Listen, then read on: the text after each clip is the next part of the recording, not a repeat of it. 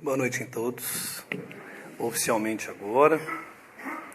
Que o Mestre de nossas vidas possa guiar as nossas reflexões de hoje e que os mentores, amigos espirituais da casa também, nesse mesmo desiderato, possam nos auxiliar nesse trabalho que abraçamos, que assim seja. Então vamos começar. Para falar de julgamento, para falar de essa possibilidade, né, das redes sociais, disso que nós vamos falar hoje um pouquinho, sobre esse mal que está causando as redes sociais, essa guerra que se tornou a rede social, a gente tem que falar um pouquinho de perspectiva.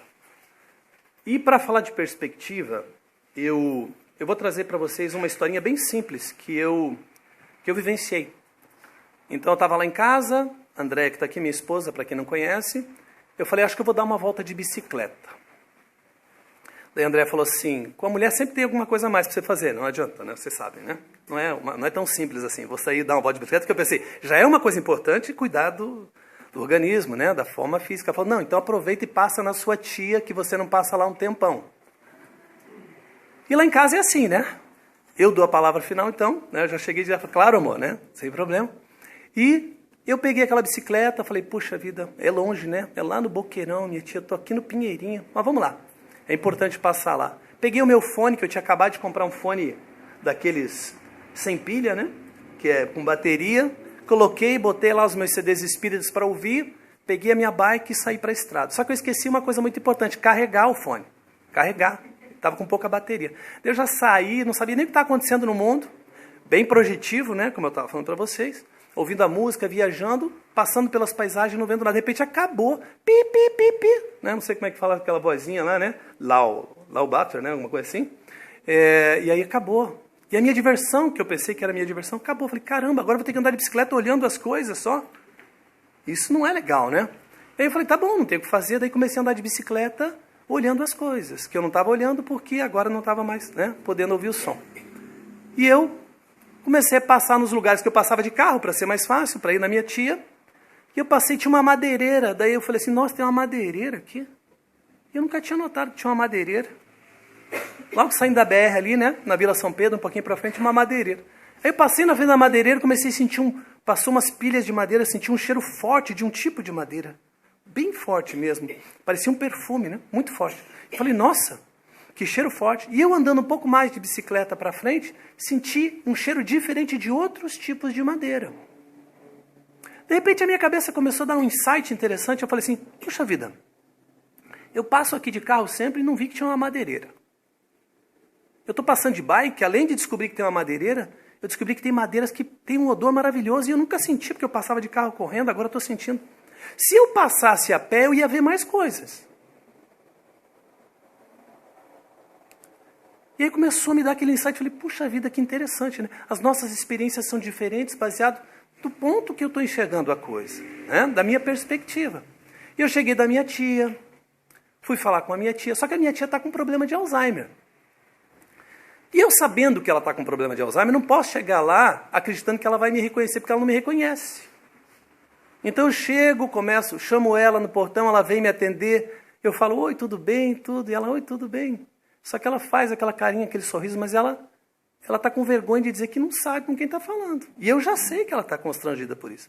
E eu vou cortando o assunto, falo, nossa, que bonitas as suas roseiras, né, tão bonitas e tal. E vou entrando e vou falando de coisas que eu fazia quando eu era pequeno, para que ela possa, ali no seu cérebro, que já está um pouquinho adoecido, lembrar de coisas mais antigas para ela se sentir segura. Porque eu não poderia exigir que ela tivesse a mesma perspectiva que eu tinha com um cérebro saudável, lembrando das coisas. Ela não lembrava só do passado, não lembrava mais nada. Se eu fosse me enfesar ou ficar bravo com ela porque ela não lembrava quem eu era, a coisa ia ficar feia. Então eu tinha que ter essa capacidade de entender de que perspectiva ela estava enxergando aquele nosso encontro. E depois de um tempo ela começava a sentir a vontade, já estava falando, né, o rosto já mostrava um outro semblante, e aí a gente começava a bater um papo, né? Então, isso tudo para mostrar assim, como é difícil, né, a gente tentar entender assim, a visão do outro. Como é que eu vou entender a visão do outro se eu não entender essa questão das perspectivas, né? Se eu não conseguir entender que eu preciso enxergar a coisa do olhar do outro, eu vou ficar que nem aquele memezinho que tem do 6 e do 9, já viram esse, né? tem 2 pessoas aqui, o 6 desenhado para a pessoa, para o outro é um 9, ele fala, é um 9, é um 6, é um 9. Os dois estão certos, da perspectiva deles. Então eu preciso começar a ter um pouquinho de consciência disso, de que a maneira como eu vejo o mundo é diferente da maneira como o outro está enxergando.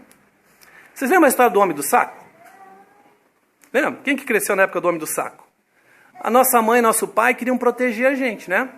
Aí eles tinham uma ideia bem legal, assim, né? Entre aspas. De falar assim, ó, cuidado, hein? Você cuidado.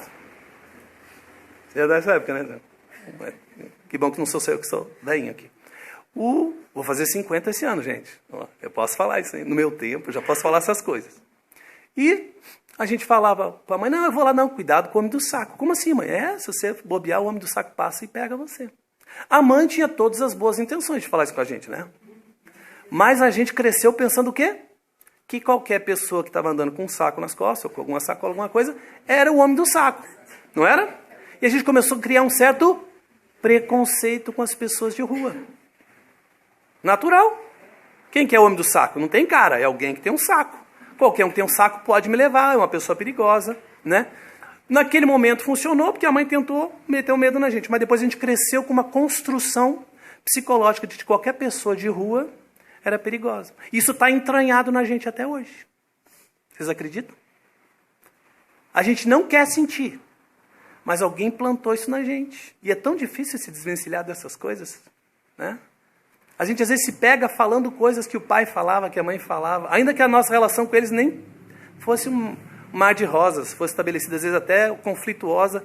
A gente fala, não, meu pai, que nem o meu pai no caso, que era alcoólatra, né? Meu pai é alcoolista, então eu tinha uma relação com meu pai muito ruim. E às vezes eu pego falando coisas que meu pai falava. Da onde isso, meu Deus? Né? Então está entranhado na gente, é uma construção. E é muito difícil realmente mudar a nossa ideia, a maneira de ser. Então a gente tem que cuidar quando a gente tiver uma opinião sobre alguma coisa, né? É porque o ponto de vista é a vista de um ponto. A gente precisa examinar todos eles para poder entender por que aquela pessoa está enxergando daquela maneira. Tá? Então é muito mais profundo do que a gente imagina. E julgar e discernir? A gente está falando de julgamento, a gente vai falar de redes sociais. Qual que é a diferença entre julgar e discernir? Já pararam para pensar? Tem uma questão muito interessante que eu trouxe do livro O Consolador, questão 63, que eu quero até, para não resumir ela, vou trazer para vocês o texto todo aqui, quer ver? Que é muito bacana. Ela diz o seguinte: considerando a determinação positiva do não julgueis, como podemos discernir do mal sem julgamento, né? Então a pessoa está fazendo uma pergunta para o Emmanuel, que o Emmanuel que ditou o livro O Consolador para o Chico Xavier, né? Considerando a determinação positiva do não julgueis, como poderemos discernir do mal sem julgamento? E a resposta do Emmanuel é bem bacana. Ele diz o seguinte: entre julgar e discernir, há sempre grande distância. O ato de julgar para especificação da consequência definitiva pertence à autoridade divina. Julgar, o ato de julgar, só a autoridade divina. Porém, o direito de análise está instituído para todos os espíritos, de modo que, discernindo o bem e o mal, o erro e a verdade, possam as criaturas traçar as diretrizes do seu melhor caminho para Deus. Então o que o Emmanuel está dizendo aqui? Ele está dizendo que julgar jamais. Julgar, em última instância, só Deus. Agora, o discernir, nós podemos usar sim, porque eu preciso entender se aquilo que está acontecendo é certo ou errado para eu poder aprender com o erro do outro, não é isso? Eu preciso aprender com o erro do outro, mas eu não preciso massacrar o outro. Eu posso entender aquele erro sem apontar o dedo para a pessoa. Assim como um juiz, ele dá a sentença em cima de um caso, de um processo e não de uma pessoa. Ele não está julgando a pessoa, ele está julgando o processo em si. Se ele julgar, supor, com os elementos que ele tem que a pessoa é culpada, ele está julgando, mas baseado no processo. Assim também nós. Nós podemos aprender com o erro do outro, discernir se aquilo é certo ou errado, mas jamais julgar. Jamais julgar. Tem até uma história que eu adoro as histórias, né? Não sei, eu fico contando história, depois estoura o tempo e não consigo contar tudo que eu tenho que falar. Mas tem uma história muito simples para a gente entender isso, que é a história da mulher, né, de uma senhora, é um casal, né, já de uma certa idade, e está lá o senhorzinho lendo seu jornal, numa salinha especial, e a mulher sozinha na casa, adora passar ali e falar alguma coisinha com ele. Quando ela passa, olha pela janela, na frente da poltrona, tem uma vizinha que acabou de se mudar, estava lavando roupa e pendurando as roupas no varal. Aí, como ela não tinha muito o que falar, ela falou assim, nossa, amor, olha, essa mulher não sabe lavar roupa. As roupas dela tudo amarela. Aí ele deu aquela olhadinha por cima do jornal. Lá. Passou mais uma semana, a mulher de novo passando no mesmo lugar, o homenzinho lendo o jornal, ela olhou, a mulher estendendo roupa. Ele falou, lá, ué, não falei pra você? Depois vão falar que eu sou chata. Né? Mulher não sabe lavar roupa. As roupas dela tudo amarela. Acho que eu vou ter que ir lá ensinar ela a lavar roupa. E o homem deu aquela olhadinha por cima do jornal. Mais uma semana, a mesma cena, ela passa de novo na salinha, o homem no jornal, só que agora ela olha pela janela e a roupa estava toda branca. Branca. Uma alvinitência só. Daí ela fala, nossa, até que enfim alguém ensinou a mulher a lavar roupa, né, amor? Que bom. Ele falou assim, não, querida, é que a nossa empregada lavou o nosso vidro hoje. Então é assim, né? A nossa perspectiva, o nosso julgamento, ele é temerário por causa disso, né? A gente nunca sabe, a gente pode supor algo, mas não tem os elementos para entender o que está acontecendo direitinho. E por fim, a complexidade dos seres humanos, né? Gente, como é que eu vou conseguir fazer um julgamento? Ou, né, digamos que eu me aventurasse a fazer isso, né? Julgar alguma coisa, um ato de alguém, uma atitude de alguém. Se eu não tenho todos os elementos, se eu não sei realmente, eu só sei parte da verdade. Quer ver um exemplo interessante? Eu estava trabalhando numa casa espírita, vinculado a uma casa espírita no Pinheirinho, que eu acabei de mudar, que eu expliquei para vocês, e há 2 anos eu era coordenador do ESD 2 da casa. E teve um dia que o nosso tema era não julgueis para não seres julgados. E aí eu fiquei pensando, puxa vida, o que eu posso trazer de mais contemporâneo para não ficar naqueles exemplos que a gente sempre usa clássicos, né? Da mulher adúltera, dessas coisas todas. E de repente, naquele dia, acredita em você, saiu as notícias nos jornais, os jornais, do rádio, do carro, tudo, soltaram o ex-presidente da República. E aí eu falei, é isso. Esse é o meu material. Esse é o meu material. Né? Por quê?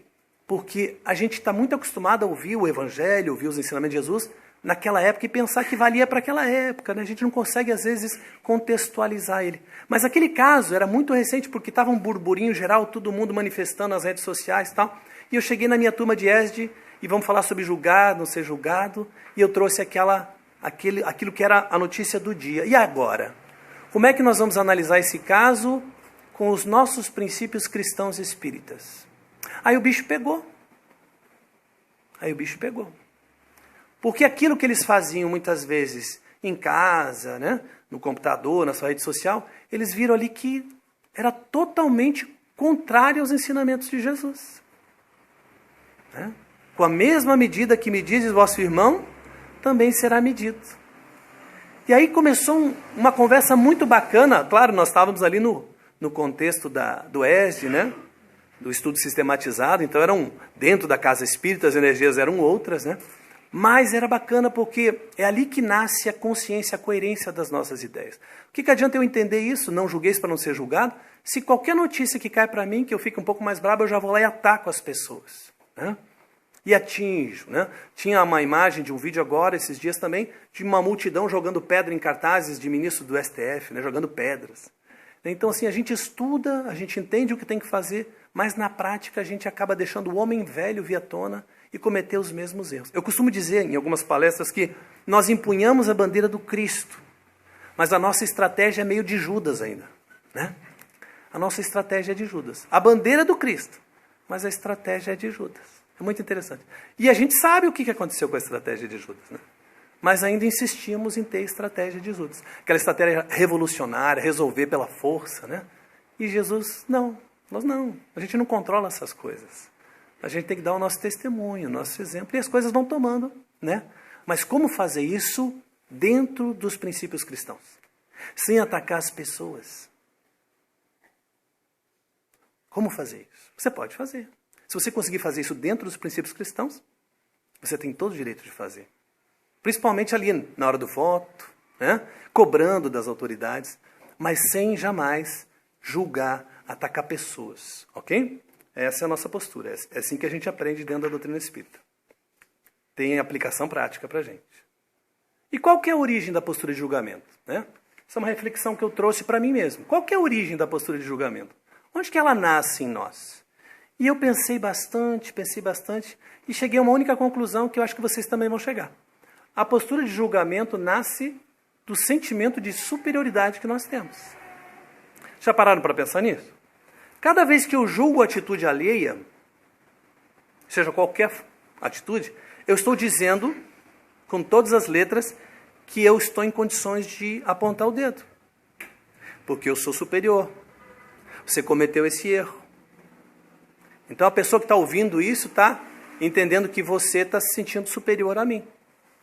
Olha que interessante.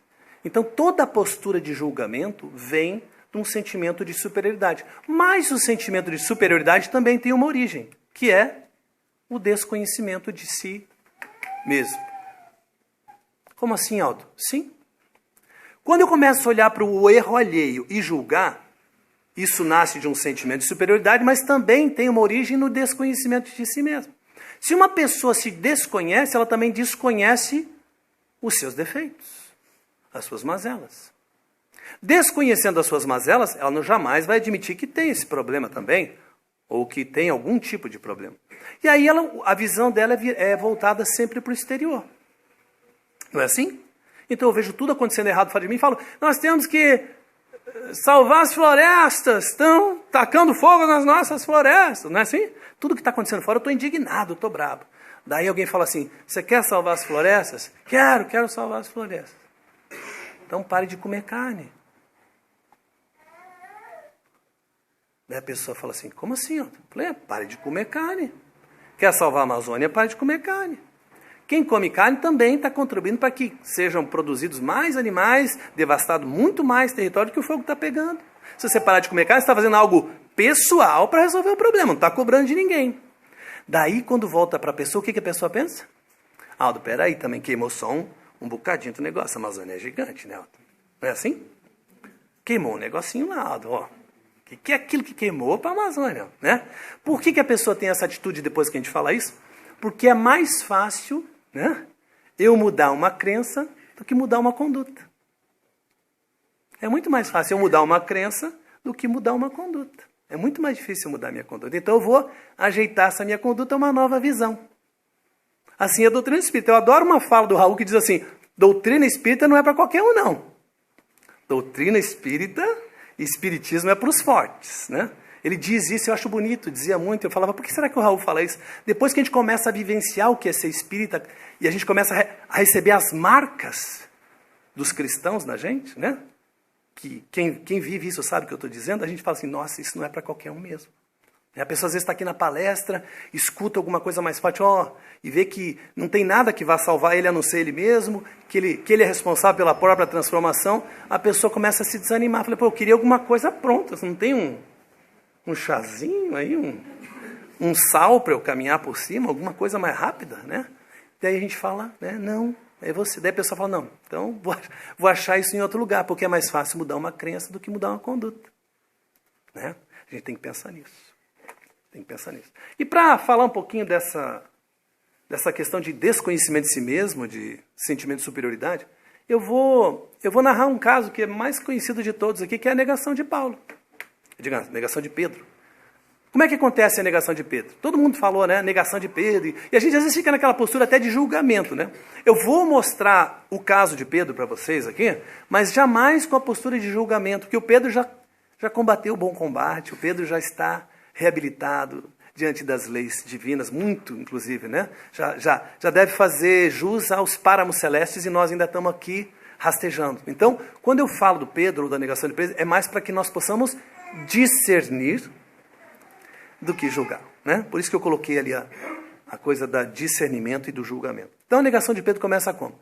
Estavam lá os apóstolos de Jesus, naquela ceia que Jesus queria muito fazer com eles, e Jesus, vendo que havia uma discussão um pouco vazia de quem seria o maior, de quem seria o menor, quando Jesus entrasse em Jerusalém, quem seria o maior dos apóstolos, seria o Tiago o menor, seria o Pedro, né? Quando Jesus viu que o entendimento ainda era fraco diante do que ele estava trazendo para eles, ele resolveu tirar a sua túnica, cingiu-se como um escravo, com as vestes de um escravo, pegou ali uma baciazinha e começou a lavar os pés dos discípulos, né? Os pés dos apóstolos. E todos eles, mesmo estranhando a postura, deixaram. Quando chegou na vez do Pedro, ele não queria deixar. Falou, não, Senhor, tu não lavarás meus pés. Esses meus irmãos, daí ele olha para trás e diz, esses meus irmãos aqui, que estão permitindo que hajas como um escravo vulgar, são os ingratos. Mas os meus pés não lavarás. É claro que o Pedro pensou, né, na sua infantilidade ainda, espiritual, que ele estava fazendo um baita discurso favorável a Jesus, enaltecendo aquela figura que ele gostava muito.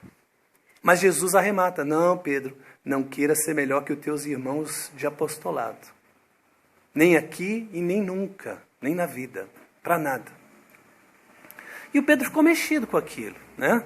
Ele achou que tinha dado uma dentro. E aí tomou mais uma invertida e falou, puxa, então lava aí, né? Já que o senhor falou, lava aí.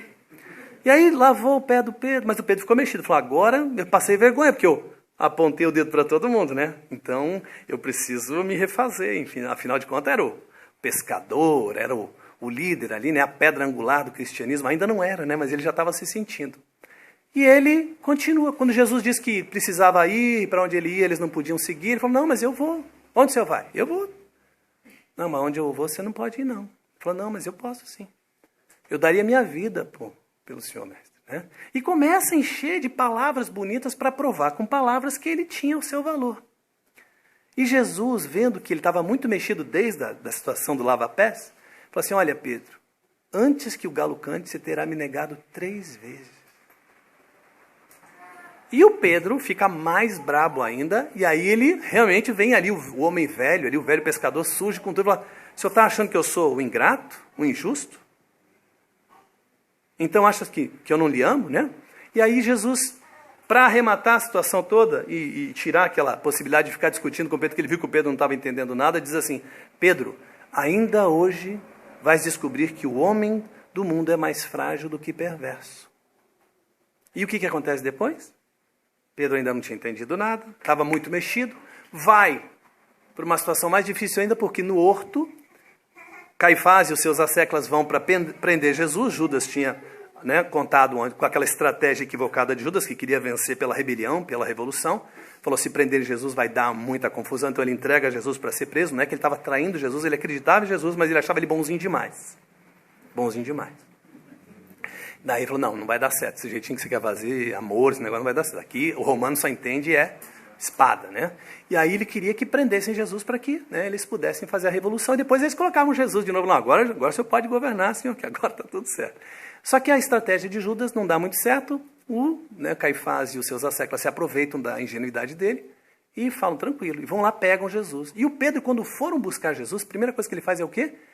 Ele desembainha de uma espada. Não sei de onde surgiu aquela espada do nada, ninguém nunca sabe, né? O que ele estava fazendo com uma espada? Pegou a espada e passou na orelha do Malco, né? Que era um dos guardas de Caifás, Malco, Meleque. E tira um pedaço da orelha.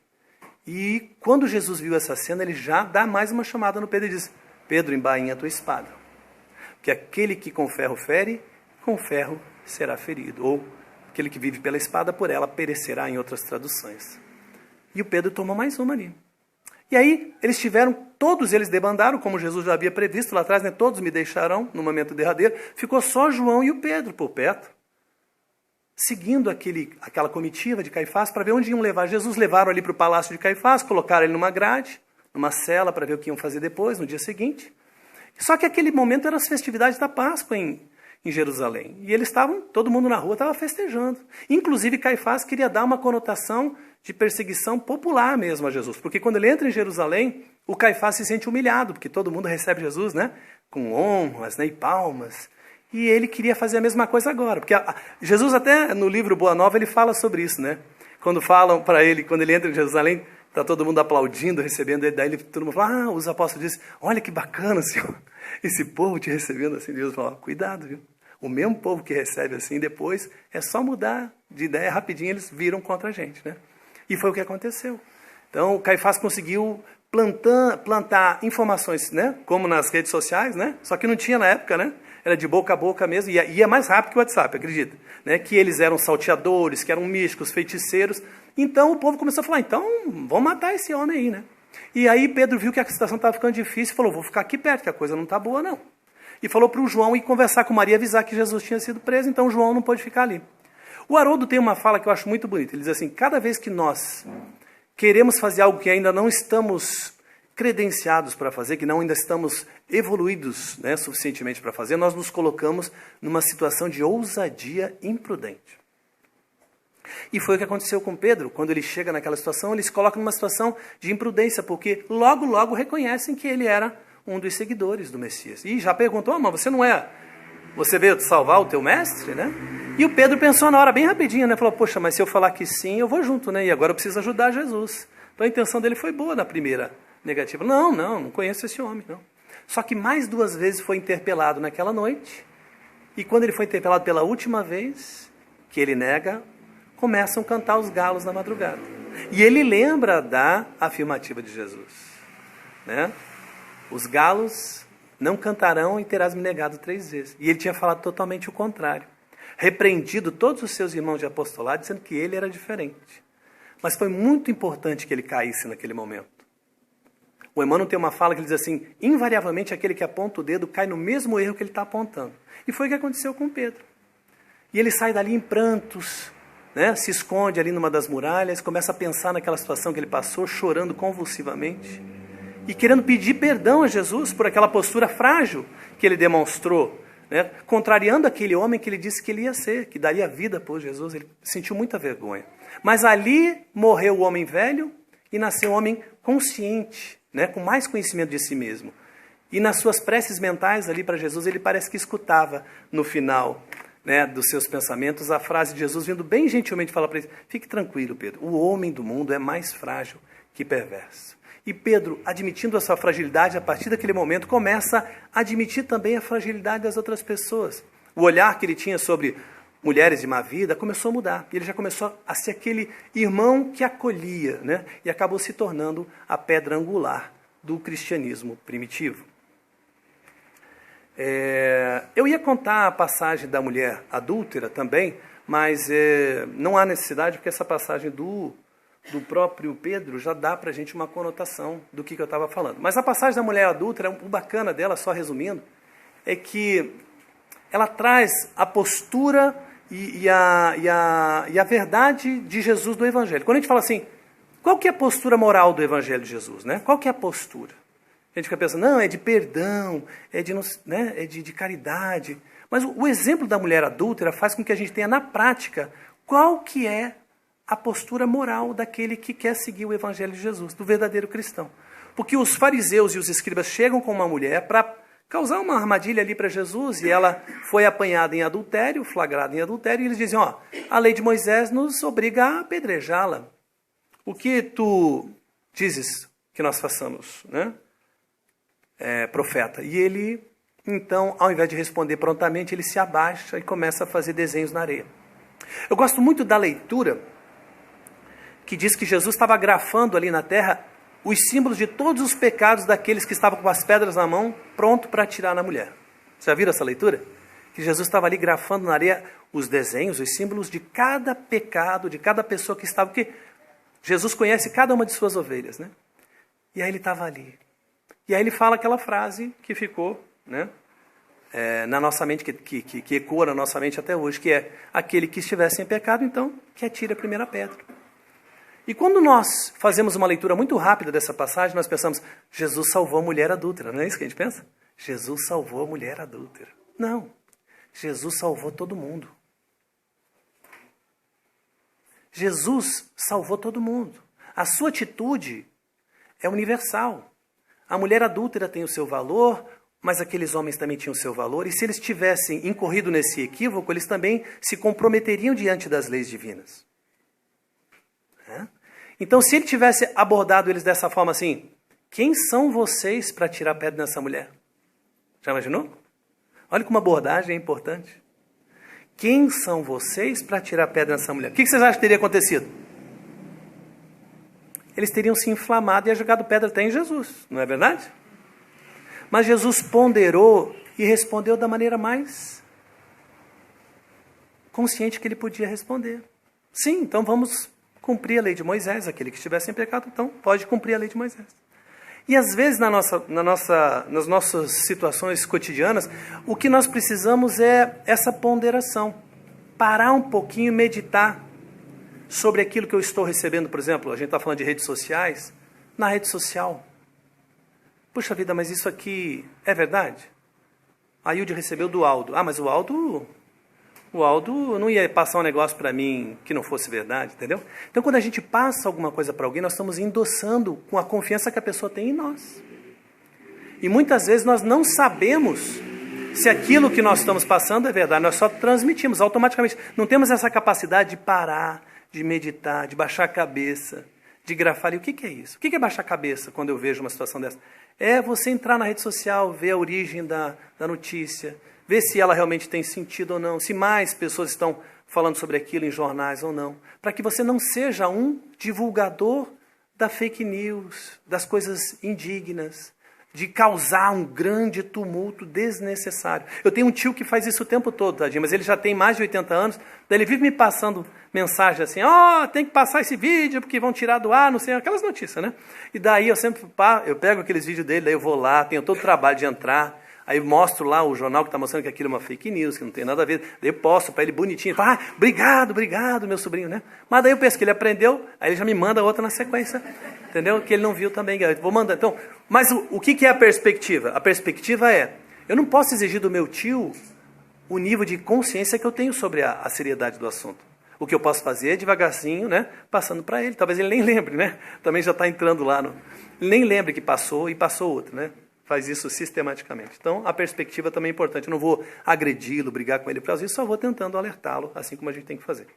Eu trouxe aqui para a gente um vídeo, que é a última coisa que eu quero passar hoje, para a gente não entrar muito no horário, que talvez alguns de vocês já tenham visto, mas eu acho de suma importância para que a gente entenda, já que nós estamos falando, diga-me o que compartilhas, que te direi quem és, para a gente contextualizar, né, trazer aqui para hoje o que Jesus está falando, para que a gente veja as consequências das nossas atitudes. Vamos ver se ele vai funcionar aqui, se está ligado aqui. Apresentam a diversidade do Brasil para gravarem um vídeo. O que elas não sabem é que, enquanto esperam, vamos plantar uma notícia falsa e ver o que acontece.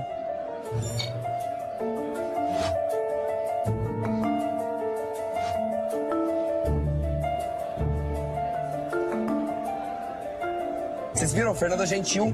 Sabe a Fernanda Gentil? Saiu da Globo. Eu adoro ela, meu pai é super fã.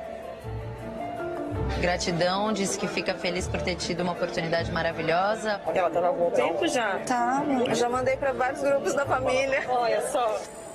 Em apenas 1 hora de experimento, esse grupo encaminhou a fake news para outras 138 pessoas. Se a gente não tivesse derrubado a notícia, em 12 horas ela poderia ter aproximadamente 6 milhões de visualizações. Pessoal, vamos lá? Vamos gravar?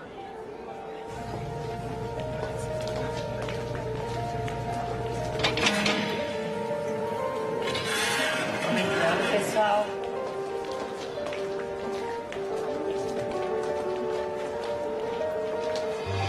Oi. Estão surpresos de me verem aqui, né? Muito. Imagino. Vocês acabaram de compartilhar uma notícia sobre a minha vida e vocês, na verdade, estão participando de um experimento para mostrar como é fácil espalhar fake news por aí. Como vocês podem perceber, eu não fui demitida. Por isso, eu vim hoje aqui pessoalmente usar minha imagem para falar sobre esse assunto, porque eu sei como ele é mais do que importante, ele é perigoso. As notícias falsas, gente, são criadas de propósito, todos os dias, para manipular nossas opiniões, atitudes, pensamentos. Tem gente que até ganha com isso. Agora, se você repassa essa informação falsa, sem saber se é verdadeira, de onde ela vem, quem está te passando, você também faz parte desse problema. Porque uma notícia virtual pode atrapalhar e muito a vida real das pessoas. Eu, felizmente, posso vir aqui, olhar para vocês e desmentir o que vocês leram sobre mim. Agora, e quem não pode?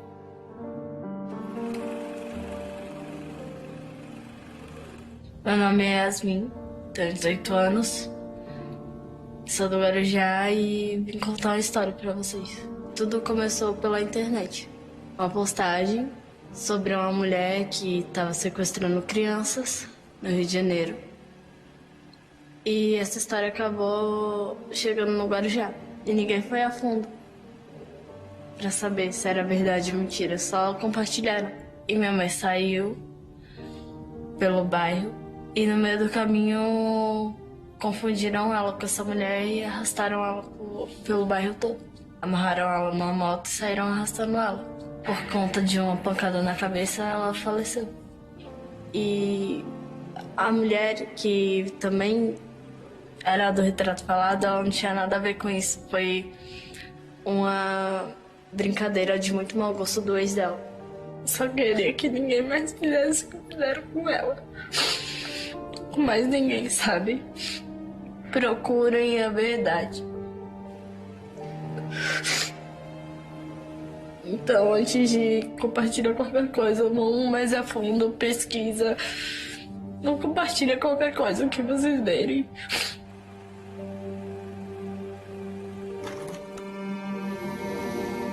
Viram como uma fake news pode acabar com a vida de uma pessoa? Agora, já que vocês vieram aqui para gravar um vídeo e a gente não engana ninguém, vamos gravar agora?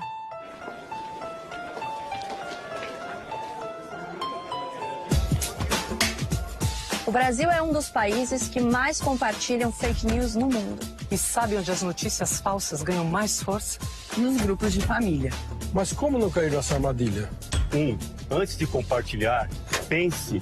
Olhe quem criou essa notícia. Olhe quem assina. Você conhece? Confia. 2. Essa notícia mexeu com você?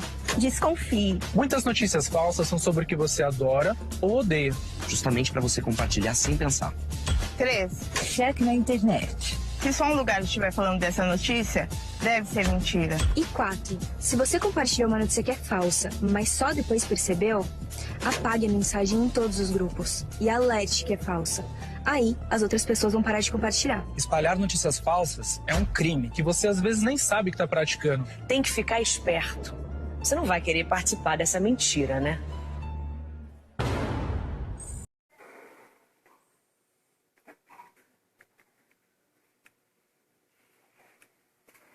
É isso, gente. Eu agradeço então a paciência de todos. Desejo a todos um bom final de semana.